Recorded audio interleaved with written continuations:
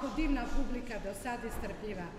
Moji učenici su navikli ili na početku i na kraju da ih pozdravim i ozdravim. Tako će to biti večeras mojoj Hani i Vlatku. Da ne izađemo iz naše tradicije, nema veze, što su oni večeras evo maturirali s ovim koncertom koji je bio dirljiv. Posebno je to zato što oni nam odlaze na akademiju, nadam se uspješno, da će položiti prijemni.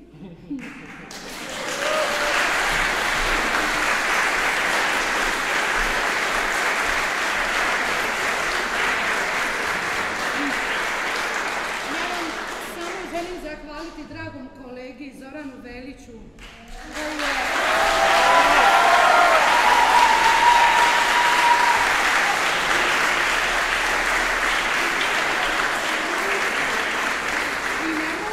koji je zahvalim mojoj dragoj dugogodišnjoj suradnici, zapravo od kad sam došla raditi, bila mi je podrška kolegici Ivani Oreb.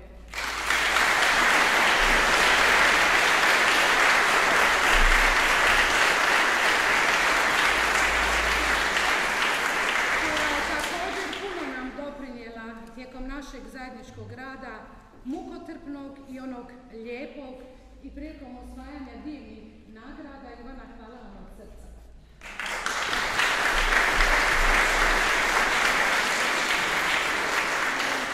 Želim se zahvaliti svim mojim kolegama koji su također sudjelovali u oblikovanju ovih divnih umjetnika.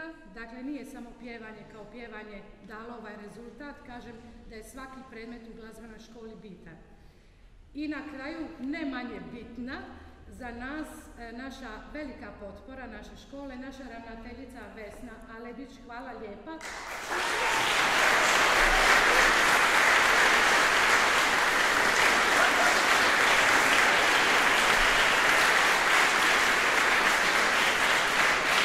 Kao uvijek samozatajna, negdje iz daljine nas prati. Hvala Vesna na podršci i nadamo se da će biti još mnogo ovako divnih talenata, što na pjevačkom odjelu, što na svim odjelima. Još jednom veliko hvala iz mog ovog malog srca.